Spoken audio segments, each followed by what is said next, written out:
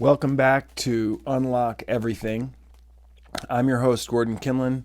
I trademarked the word unlock, UNLOK, dating back to my first street art installation in late 2015 with a good friend of mine, John Lee Rucker, who's the founder of Permajam.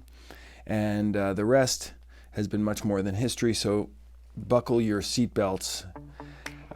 It's going to be a long ride, but I'm going to try to get to the point with every little 10-minute segment that I share. The point is, these elders in our midst have something to offer, and I'm now including myself in that number. I've made my cycle around the sun according to the old math 7 times 7 times, and I'm ready to hit my second half century with a clear mind and an open heart. And I want to share everything I've learned with the youngsters so that they can scoff if they must and then slip up on their own time. But I would be remiss not to share some of the adventures and understandings of this well-lived life. We are in the midst of a pandemic right now. We're in the midst of a world political upheaval. We've got a reality maestro star for president, and we are being all played like little sentimental fiddles. And each one of us is screaming in some way with all of our misunderstanding or lack of connection. And so the job of my show here, Unlock Everything, is to piece all those little bits together and make some sense of it all for going forward.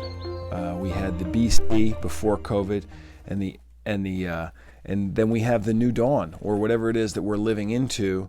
But the clear thing for me, and I can say this from my own life's experience, is that the words that you repeat to yourself are the words that come true in your life. And if you're reverent with what's real will be reverent with you, because you are that. You are divine. I am divine. And once we operate with that science, then we begin to flow with some ease through very challenging times. And in that, I'm going to ask for a little guidance and a little protection and a little safety with gratitude for the spirit world. And you know, when I say spirit world, I don't mean to work up any Jesus Christ type people, because I like Jesus too, and you'll know that the longer you know me. It's just to get real with all the traditions. As many traditions that make sense for us, that don't feel like they're pushing us, but they feel like they're holding us in a safe way. I want to say thank you for my own life. Thank you for having these 7 cycles of 7 so that I can share through this amazing technology with anybody who cares to listen. And I hope that's enough people that this becomes interesting for more reasons than just my philosophical pinings and all that. I care to have a relationship with all of my friends and share what's happening up here at the nest with everybody else who might be going through a hard time down there in the city or in the countryside or wherever. What we're finding here now is that the closer we get to nature, the happier we are, no matter what's happening out there.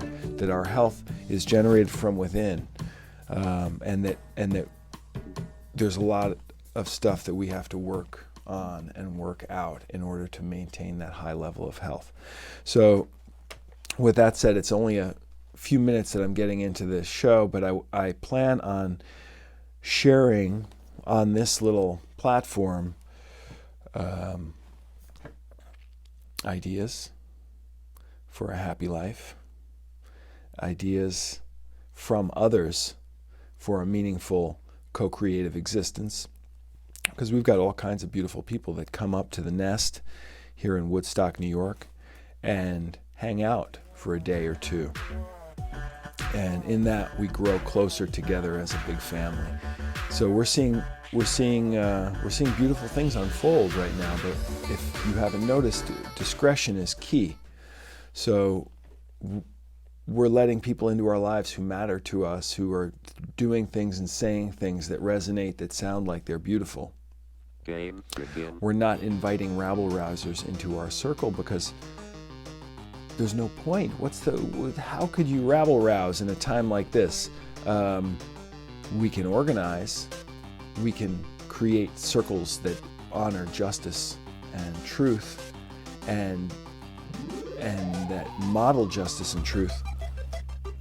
But what we found is that we're diving in to prove the case that police are necessary. And if we pull back and see that there is a game unfolding before our very eyes and only the masters are going to come out alive and ahead, what do? Do we jump into the fray with the batons and the tasers and the just cries for peace and righteous behavior from our blue friends over there in the police department? Well, of course, we need all that.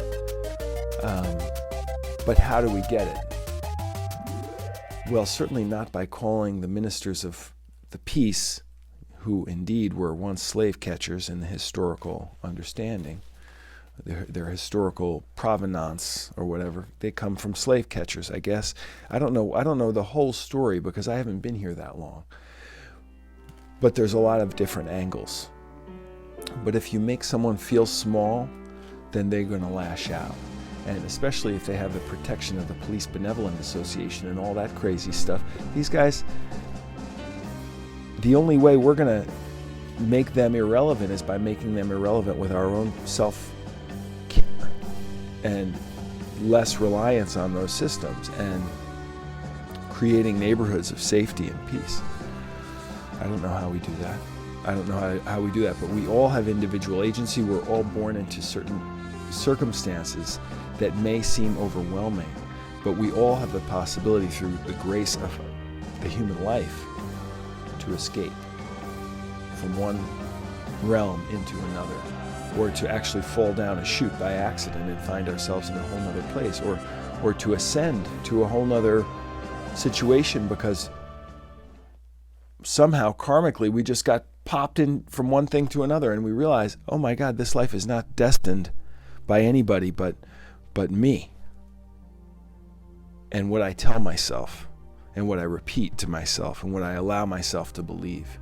So if we're allowing ourselves to believe that it's a finished state and that, one politician or the other is going to save us, then we're putting our lives out there and not in here.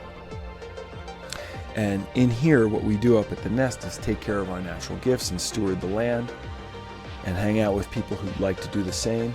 And we share our natural gifts intergenerationally and give reverence to our elders and to the things that are actually real. And so just for the kids who don't know, the things, and I don't say this as somebody who knows too much, but I didn't know this when I was young because they didn't tell me in school that the plants have feelings too, and that we're all humble. We're all humble animals on this earth plane, and it is an infinite plane of co-creation, and it responds to the subtlest thoughts, and it's a miraculous existence we're living through. So be very careful with your lives, kids, and you'll go far. Gratitude is like the driveway, the recently asphalted driveway. It's like a lot of gratitude, and then you can skateboard, and it's just beautiful. But if you don't have gratitude, you skateboard, it's like rocky. Gratitude is like recent asphalt. That's my final offer for the day.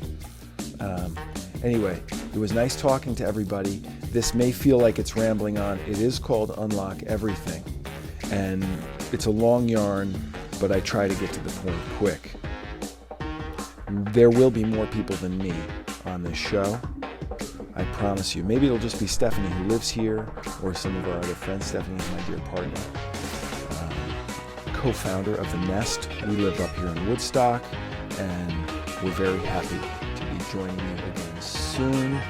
Like or subscribe. I guess these are new words for me, but the whole point is to share the good things we've got going on. So unlock everything eventually at the same time, potentially. Blast off. Only you can make your heavenly dreams come true. And there's my little plug right there, Unlock Space. All right, take it easy, kids. Nice seeing you.